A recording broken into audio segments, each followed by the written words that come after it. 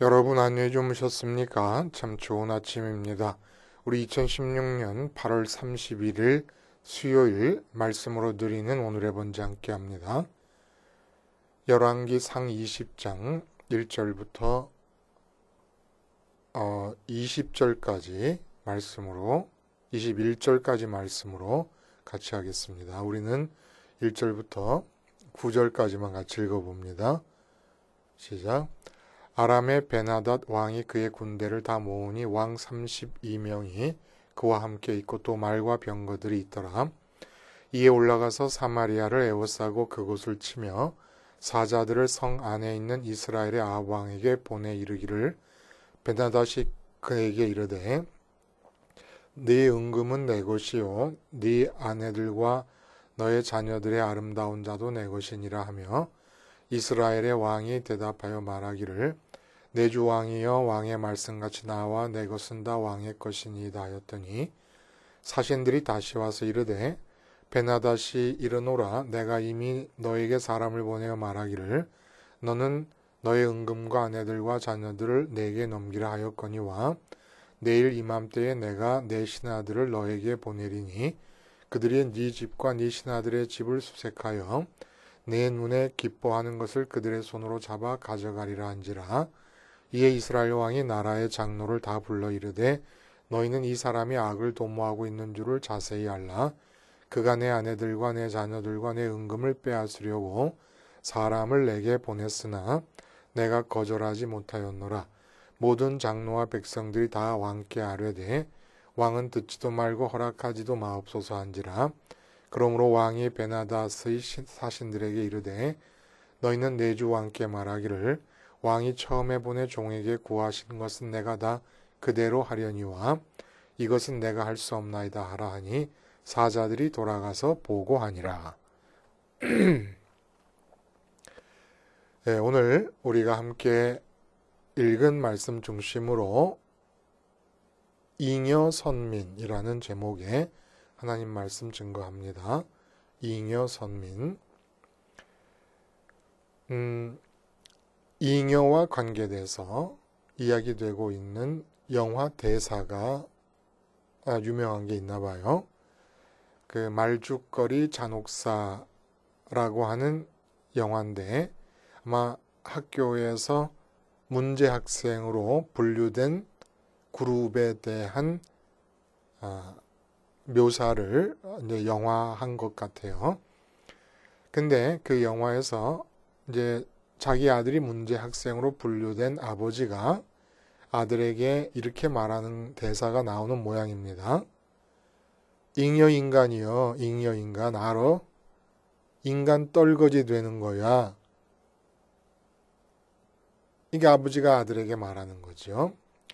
이 영화 대사에 따르면 잉여인간이라고 하는 것은 문제를 일으키고 학생으로서 무능한 상태에 빠져서 학창시절을 다 보내고 나면 정식으로 사회 일원이 되지 못하고 도태돼서 아무짝에도 쓸모없는 떨거지가 돼버린다.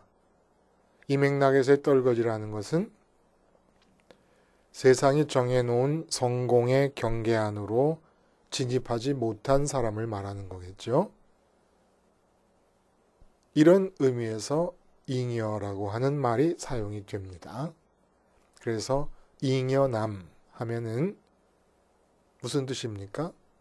아직 여자 애인이 없는 남자 청년을 말해요.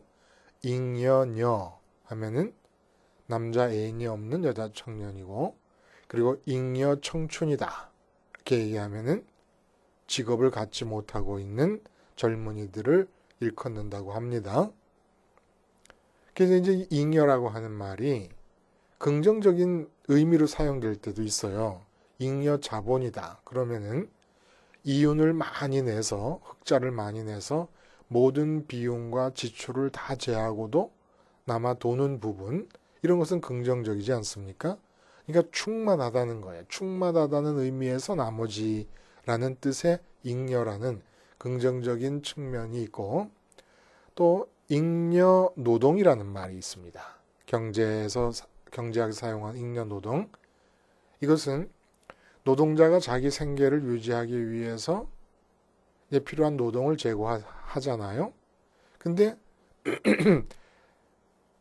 자기 생계를 유지하기 위해 필요한 만큼의 생산물을 만들어내는 데 들어가는 노동은 정당한 건데 자기가 얻는 것 이상의 노동을 투자를 한다는 겁니다. 이걸 잉여노동이라 그래요.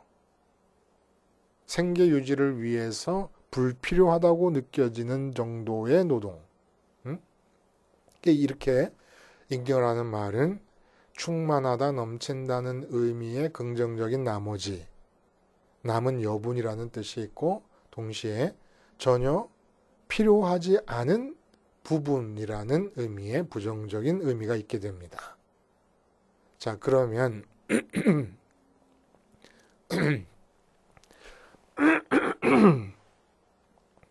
영적인 팩트 또 영적인 맥락을 두고 말하자면 이제 우리가 잉여노동이라는 말을 할 때 그런 얘기가 나왔습니다만은 생계를 위해서 드리는 우리의 노동 이것을 주님은 어떻게 보실까? 생계를 위해 먹고 살기 위해서 드리는 노동은 타락 이후에 생긴 노동이에요. 얼굴에 땀이 흘러야 네가 진정으로 먹고 살 것이다. 그리고 주님께서 뭐라 그러시냐면은 무엇을 먹을까 무엇을 마실까 또 무엇을 입을까 걱정하지 말라. 하나님 나라와 그의 의를 구하면 다 주실 것이다. 그러니까 사실은 생계를 위한 노동 자체가 영적인 맥락에서 보자면 잉여 노동이 될 수가 있다는 겁니다. 불필요한 노동이 될 수가 있다는 거예요.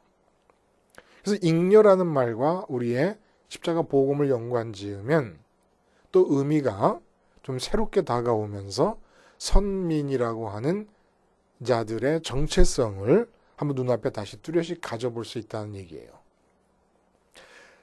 이 선민에게 생기는 잉여성은 도대체 어떤 것일까? 긍정과 부정 두 가지 측면이 다 적용이 될 수 있다는 겁니다. 자, 먼저 긍정적인 면을 보면은 오늘 본문은 부정적인 면을 드러내 보여주고 있습니다. 참 특이한 본문이에요. 언뜻 보면은 늘 보는 것 같은 우리가 구약 성경에서 접하는 형태의 본문 같지만 전혀 그렇지 않아요. 그래서 이 부정적인 측면의 잉여 선민을 보여주고 있고 먼저 우리가 그것을 알기 위해서 좀 더 뚜렷하게 구분짓기 위해서 긍정적인 측면에서의 잉여 선민에 대한 이야기를 해보자면 어떤 면에서 선민이 잉여의 사람들입니까? 믿음과 구원, 믿음이라는 것은 십자가 예수님이 나라고 믿고 그분의 죽음과 연합해서 그분의 부활과 그분의 승천을 따라 마음을 하나님께로 보내는 겁니다. 십자가는 그러니까 이 세상에 대해 죽는 거죠. 죽어야 마음이 가니까. 그렇게 되면 어떤 일이 벌어지냐면은 예수님과 하나님의 교통하심이 하늘에서 이루어지고 있는데 이건 영원전부터 창세전, 이 세상이 창조되기 이전부터 있었던 교통하심이에요. 이 교통하심에 우리가 참여하게 됩니다. 근데 이 교통하심의 특징이 뭐냐 하면은 예수님과 하나님의 교통하심이 사랑과 기쁨이라고 하나님 아버지 스스로가 규정을 하셨습니다. 사랑이라는 것은 예수님이 하나님 아버지를 마음 안으로 받아들이시고 하나님 아버지가 아들 예수님을 마음 안으로 받아들이신 상태가 사랑입니다. 그리고 그렇게 되면 나타나는 일이 기쁨이라는 거예요. 그러니까 기쁨은 해와 달과 산과 바다가 생기기 전에 먼저 생긴 게 기쁨입니다. 그리고 그 기쁨을 공유하도록 하기 위해서 창조가 일어나고 인간이 지어진 것이에요. 그래서 예수님 안에서 우리가 하는 일은 예수님이 교통하심을 통해 하나님 아버지를 받아들이면 예수님 안에 우리 마음이 들어있으면서 우리 마음으로 예수님이 받아들인 하나님을 받아들이는 거예요. 예수님이 사랑하시는 아버지를 내가 사랑하는 겁니다. 그러면 하나님 아버지 때문에 생긴 예수님 안의 기쁨을 동시에 나도 또 똑같이 느끼는 겁니다. 우리가 이 땅에 살고 있는 동안에 하나님 아버지를 사랑한다고 하는 것을 어떻게 표현하느냐? 세상에서 내 마음을 뺏어갈 만한 많은 좋은 것들에 대해서 죽는 거예요. 그래서 심지어 아브라함은 아들 이삭에 대해서도 죽어버립니다. 마음이. 하나님을 사랑하기 위해서. 주님의 십자가가 그 일을 해주는 거예요. 세상에 대해서 죽는다는 게 죽고 가만히 있는 게 아니라 하나님을 향해 가기 위해서. 이렇게 해서 하나님으로 만족하게 되면 아직 이 세상에 살아있지 않습니까? 그러면 모든 세상 사람들이 마음의 만족과 기쁨을 위해서 돈도 벌려 하고 성공도 하려 하고 대통령도 하려 하고 뭐 인류대학도 들어가려 하고 결혼도 하려고 하는데 마음이 만족과 기쁨으로 이미 가득 차버린 상태가 돼버리면 이제 이 땅에서의 삶은 전적으로 잉여의 공간과 잉여의 시간이 되어버린다는 거예요. 내 마음의 만족과 기쁨을 위해서는 세상은 의미가 없는 거예요. 왜냐하면 하늘에 계신 하나님, 예수님 안에 마음을 보내드림으로써 예수님이 아버지로 느끼시는 만족과 기쁨을 내가 그대로 받아 누리는 것이 구원이고 이것이 실제로 믿음을 통해 일어나는 결과니까 우리가 생각으로라도 이 사실을 알고 있어야 된다는 거예요. 이 지구 위에서의 삶은 잉여의 삶이 돼야 된다. 잉여의 삶이 되는데 왜 나를 안 죽이시고 데려가지 않으시고 남겨두실까? 이제 잉여의 삶을 통하여 우리가 사는 삶은 온전히 이웃의 만족과 기쁨을 위해서 살도록 하시기 위해서 안 데려가시고 남겨두신다는 얘기입니다. 이게 긍정적인 의미에서의 잉여 선민의 모습이고 오늘 얘기는 이제 어떤 얘기냐? 부정적인 잉여 선민의 측면을 그려내시는 것인데 이스라엘과 아람의 두 번에 걸친 전쟁이 있었습니다. 오늘은 우리가 이제 채택한 본문은 첫 번째 전쟁에 관한 이야기까지예요. 이 북왕국 이스라엘의 아합 왕 이세벨의 남편 아닙니까? 이 아합 왕과 아람 나라의 왕 베나닷은 하나님 앞에서 보자면 도토리 키재기로 악한 자들입니다. 누가 더 선하다고 할 수가 없다는 거예요. 악함의 경중을 굳이 따지자면 하나님 여호와의 이름을 부르면서도 바알과 아세라 숭배에 빠지고 백성들을 그렇게 인도하고 있는 아합이 더 더럽고 악할 수가 있을 것입니다. 하나님의 이름을 부르면서 그러니까. 근데 이렇게 두 차례에 걸쳐 이 아람 왕 베나닷과 아합 사이에 전쟁이 있는데 두 번 다 아합에게 승리가 돌아갑니다. 근데 이상한 것은 군사적인 열세에도 불구하고 말이지요. 자, 이 사실은 선민을 바알 숭배에 빠지도록 미혹한 범죄자의 모습, 그대로의 아합을 하나님께서 지지하신다거나 그의 범죄를 용서하신다는 뜻이 전혀 아닙니다. 그렇다면 오늘 본문은 무엇을 말씀하시려는 것일까 하는 것이에요. 우리가 읽은 부분에서는 어떤 내용이 나오느냐 하면 베나닷이 먼저 치고 들어오기 전에 가까운 곳에 진을 치고 사신을 보냅니다. 그래서 너의 금은과 너의 아내와 너의 자녀들 중에 훌륭한 자녀들을 다 내게로 보내라. 그러니까 아합 왕이 그렇게 하겠습니다라고 굴종적인 자세를 취하게 됩니다. 뭐 군대 군사력이 이게 뭐 비교가 안 되니까. 그리고 사신이 베나닷에 가서 아합 왕이 뭐 저항할 기세가 전혀 없이 왕께서 요구하시는 걸 다 주겠다고 합니다. 그러니까 기세가 등등해진 베나닷이 다시 사신을 보내서 이번에 뭐라 그러냐 하면은 아니다. 내가 요구한 것을 네 손으로 건네주는 대로 내가 받을 것이 아니라 아예 나의 신하들을 너의 궁궐과 너의 나라 안으로 들여보내가지고 네 눈에 아합 왕 너의 눈에 좋게 여길 만한 모든 것들을 깡그리 다 가져오겠다 라고 얘기를 합니다. 이 말대로 돼버린다 그러면 어떤 일이 벌어집니까? 이스라엘은 국가로서의 면모 자체가 허물어져 버리고 마는 겁니다. 그러니까 지렁이도 밟으면 꿈틀거린다고 아합 왕으로서도 정말 그렇게까지 하도록 내버려 둘 수는 없는 거 아니겠습니까? 그래서 신하들을 불렀어요. 장로들을 부르니까 장로들이 분노합니다. 그래서 베나닷이 요구하는 그 어떤 것도 들어주지 맙시다 하고 자기들 나름대로 이제는 벼랑 끝에 서서 분노에 근거된 필사항쟁의 결단을 내리게 됩니다. 근데 이런 상황에서 뜬금없이 이름도 없는 익명의 한 선지자가 아합을 찾아오는 거예요. 그리고 여호와 하나님의 음성을 전합니다. 하나님도 답답하지. 뭐가 답답해가지고 뭐 약점 잡혔습니까? 왜 오셔서 이런 중대사, 나라가 풍전등화의 위기에 처해서 어떻게 적군인 아람에게 대응할 것이냐라는 중대사를 결정해야 되는 상황에서 아합 왕의 입에서도 장로들 신하들의 입에서도 한마디로도 여호와 하나님의 이름이 거명되지도 않고 있는 이런 차판에 하나님은 자존심도 없으신지 선지자를 보내가지고 더군다나 해주시는 말씀이 뭐냐면은 걱정하지 마라 너희가 이길 것이다. 이런 얘기를 승리의 얘기를 전하도록 하십니다. 그래서 20절, 21절을 보면은 완전히 대승을 거두게 됩니다. 이스라엘이. 선민의 전쟁이 곳곳에 나와 있지만 성경 어디에도 이런 식으로 이루어진 전쟁은 별로 없는 것 같아요. 당사자들은 전혀 여호와 하나님을 기억하여 찾지 않고 적군에 대응하고 있어요. 아주 굴복적으로 있다가 나라의 존망 자체가 불투명해지는 상황이 되어서는 분노로 사생 결단을 다짐하는 이런 자리. 자, 아합 왕. 결국은 아합 왕과 이세벨 그 아합 가문 전체는 뒤이어 나오는 예후에 의해서 아주 멸족이 되어버립니다.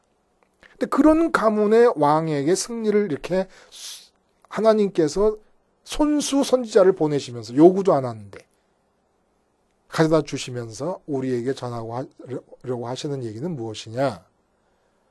그림을 한번 그려보세요. 그림을. 하나님이 보좌에 앉아 계시면서 북왕국 이스라엘이 그래도 선민이에요. 바알 숭배에 찌들어 있지만 선민입니다. 이 선민을 향해서 계시록 4장 5절에 나오는 말씀처럼 보좌로부터 번개와 음성과 우레소리가 나고 그러지 않았습니까? 그렇게 말씀하신 것처럼 이 보좌로부터 북왕국 이스라엘 아합 왕과 이스라엘 백성들을 향하여 끊임없이 말씀을 하고 계시고 음성을 바라고 계시는 겁니다. 그 내용이 뭐냐 하면은 베나닷이 지금 어마어마한 숫자의 군대를 끌고 쳐들어온 이 상태에 대해서 말씀하고 계시는 거예요. 그 어마어마한 군대를 끌고 온 베나닷의 군대를 두려워하지 말아라. 승리는 너희 것이다 라고 얘기를 하고 계신데 아무도 안 듣는 겁니다. 그래서 하나님의 섭리, 선민을 향하신 하나님의 섭리는 계속 들려지고 있는데 아무도 그 소리를 안 듣고, 왜냐하면 베나닷이 쳐들어왔다는 소리가 우레소리가 돼버려가지고 아무도 안 듣고 그 하나님의 음성을 들었더라면 전혀 하지 않아도 되었을 행동을 취하고 있는 거예요. 전혀 하지 않아도 되었을 생각을 하고 있고 전혀 하지 않아도 되었을 대응을 보여주고 있는 겁니다. 반응을. 아내와 금, 은과 자식들 중에 훌륭한 자를 볼모로 내어주겠다고 굴종적으로 무릎 꿇고 말할 필요도 없었어요. 하나님의 음성을 듣고 있었다면. 그리고 두 번째 사신이 왔을 때 분노하면서 결사항쟁을 다짐할 필요도 없었어요. 근데 오늘 본문은 하나님께서 우리에게 이 사실을 가르쳐 주시려고 승리를 주셨지만은 대부분 우리의 삶은 어떻게 진행이 되느냐 하면 하나님의 음성을 들었더라면 전혀 불필요할 잉여의 생각과 행동들을 가지고 삶을 채워나간다라는 것을 보여주시고 계시는 겁니다. 아합에게 승리를 가져다 준 것은 아합이 이뻐서라든지 아합의 영적 상태가 올바라서가 아니라 지지하고 후원하시는 입장에서가 아니라 바로 그 사실을 보여주시려고. 아합이 하나님의 음성을 듣고 있었더라면 전혀 갖지 않아도 될 마음가짐, 갖지 않아도 될 생각, 갖지 않아도 될, 취하지 않아도 될 행동을 하고 있다라는 것을 보여주시면서 성경을 읽는 우리를 향해 네가 그러고 있는 것 아니냐 하고 하나님 물어보시는 겁니다. 지금 여러분이 생각하고 계시는 것, 행동하고 계시는 것, 대응하고 계시는 것, 삶의 문제나 삶의 조건이나 삶의 상황에 대해서, 과제에 대해서 취하고 계시는 이것들이 잉여의 행동은 아니십니까, 혹시? 잉여의 생각은 아닐까요? 하나님의 음성을 듣고 있었더라면 전혀 나타날 필요가 없는 것들을 지금 행하고 있는 것은 아닙니까? 삶을 이렇게 잉여의 행동, 잉여의 행동, 잉여의 생각, 잉여의 반응으로 채우고 사는 삶, 이게 아합의 삶이요. 선민에게 있어서 일어날 수 있는 부정적 측면의 잉여로움이라는 것입니다. 이 부정적 측면의 잉여로움은 선민이라는 이름을 달고 있는 떨거지가 되는 거예요. 구원 영역 밖에 버려지는 쓰레기가 되어버리는 겁니다. 왜 이 길을 택하겠습니까? 그래서 여러분, 이 본문은 의도적으로 아합에게 승리를 가져다 주신 거예요. 왜냐하면 선민에 대해서는 항상 음성을 갖고 계시다. 우리가 내일 보겠습니다만은 이방 아람에 대해서는 하나님께서 섭리의 계획은 갖고 계시지만 그 계획을 음성을 바라셔서 듣도록 말씀하고 계시질 않는다는 거예요. 그들에게 들려주시질 않는다는 거예요. 선민은 갖고 계시는 생각이 있으면 반드시 들려주십니다. 계속해서 보좌에서 지금 이 세상에 대해서 일어날 모든 일에 대해서 하나님께서 섭리하시는데 그 섭리에 대해서 나한테 가르쳐줘요. 내가 취해야 될 행동에 대해서, 내가 가져야 될 생각에 대해서 가르쳐주고 계시는 거예요. 근데 왜 못 듣습니까? 어제 말씀드린 대로 마음을 땅에 붙이고 있기 때문에 그래요. 모래내, 서울 모래내에서 살 때 지금은 이 연희동 쪽으로 이렇게 지나가는 기찻길, 난가자동으로 수색으로 빠져나가는 기찻길이 지금도 있습니다만은 그 기찻길에 가가지고 못을 가지고 이 철길에 놓으면 기차 바퀴가 지나가면서 납작하게 칼처럼 되고 그래서 그런 장난을 하고 그럴 때 기차가 오는가 안 오는가를 알려면 기차 레일에다 귀를 대고 들으면 저는 지금 연희동쯤에서 귀를 대고 듣습니다만은 저기 남과자역 근처, 수색역 근처에서 오는 기차 소리도 틱틱틱틱틱 하고 들립니다. 크게 들려요. 귀를 대면. 왜 계속해서 보좌에서 우리 삶에 대해서 하나님께서 말씀을 내려보내고 계시는데 왜 못 듣습니까? 이 땅에다 마음을 붙이고 있기 때문에 그래요. 그러니까 이 땅에서 일어나는 일들이 우레소리처럼 들리느라고 보좌에서 보내시는 하나님의 말씀이 들리지 않는 거예요. 우레소리라고 하는 것은 무슨 뜻이라고요, 여러분? 하나님의 음성이 우레소리, 뇌성병력이 들릴 때처럼 들릴 정도로 보좌로 가까이 가라는 얘기입니다. 이 땅에서 마음을 떼라는 얘기예요. 그래야 들립니다. 안 그러면 세상 소리만 우레소리로 들릴 수밖에 없어요. 절대로 세상 소리가 우레소리로 들리는 가운데에 하나님의 이름을 부르는 것도 신앙은 아닙니다. 이 세상의 삶은 잉여의 삶이 되어야 돼요. 내 마음의 만족과 기쁨을 위해서는 보좌 가까이, 하나님의 음성이 우레소리로 들려서 다른 모든 세상에서 일어나는 어떤 것도 마음에 전달이 안 될 정도로 가까이 감으로써 그 가까이 있는 자리가 주님의 자리거든요. 그 주님의 자리에서 가까이 가서 주님 안에 마음이 머물고 있는 동안에 하나님으로 기쁘고 만족할 때 이 세상의 삶은 이제 나의 기쁨과 만족은 해결이 됐으니까 잉여의 삶을 통해서 하나님의 뜻을 위해서 내드리는 바가 되고 그런 내어드린 나의 삶을 통해 하나님은 또 숨겨져 있는 선민을 찾아내고 이웃을 사랑하는 섭리를 통해 위해서 나를 사용하실 것입니다. 근데 마음이 땅에 붙어버리면 삶 전체의 모든 생각과 행동이 전혀 불필요한 생각과 행동으로 채워진다는 거예요. 지난 여름에 이제 3주 동안 휴무의 시간을 갖지 않았습니까? 그때 집에 이제 의자를 하나 마련하기 위해서 좀 재미삼아 이케아를 갔어요. 강릉에서 이케아가 멀지 않습니까? 이케아는 저기 그 광명시에 있는데, 그래서 이제 의자 2개를 가져다가 조립을 하는데 저는 생전 설명서를 보지 않습니다. 근데 조립을 한다고 하다 보니까 순서를 바꿔서 해가지고 어떤 부품을 끼워서 양쪽을 조립을 해야 되는데 끼우지 않고 양쪽을 조립을 하는 바람에 뜯어야 되고, 그것뿐만 아니라 또 부품들이 또 앞뒤 좌우가 정확해야 돼요. 근데 이 좌우를 바꿔가지고 또 조립을 하고, 그러니까 집사람이 왜 설명서를 안 보느냐고. 그래서 가운데 부품을 끼우지 않고 좌우를 조립해서 푸는 행동, 전후 좌우를 자리를 바꿔서 조립을 함으로써 다시 풀어내는 행동, 이게 다 잉여의 노동이었다는 겁니다. 지금 우리 삶이 그렇게 채워지지 않고 있느냐는 거예요.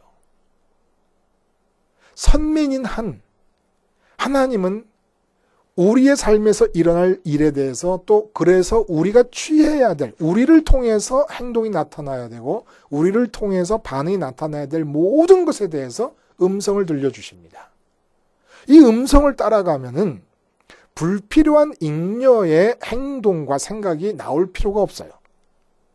근데 이 음성이 들리지 않으니까 삶이 그냥 잉여의 쓰레기로 가득 차는 거예요. 다 도로 돌려야 되는 그런 쓰레기로 우리의 행동과 생각이 가득 차버리는 겁니다. 그래서 이렇게 힘들고 우울하고 괴로운 거예요. 어떻게 해야 되겠습니까? 십자가로 죽는 거예요. 마음이 땅에 붙어서 땅의 것을 좀 얻어서 먹고 좀 만족하고 행복할까? 라고 하는 이 마음을 십자가에서 죽여버리는 겁니다. 자식을 통해서 직업을 통해서, 승진을 통해서, 건강을 통해서 이런 마음 싹 없애버리는 거예요. 십자가에서 죽어버리자. 주님이 지금 아버지와 교통하시는 그 교통에 주님 안에서 참여하자.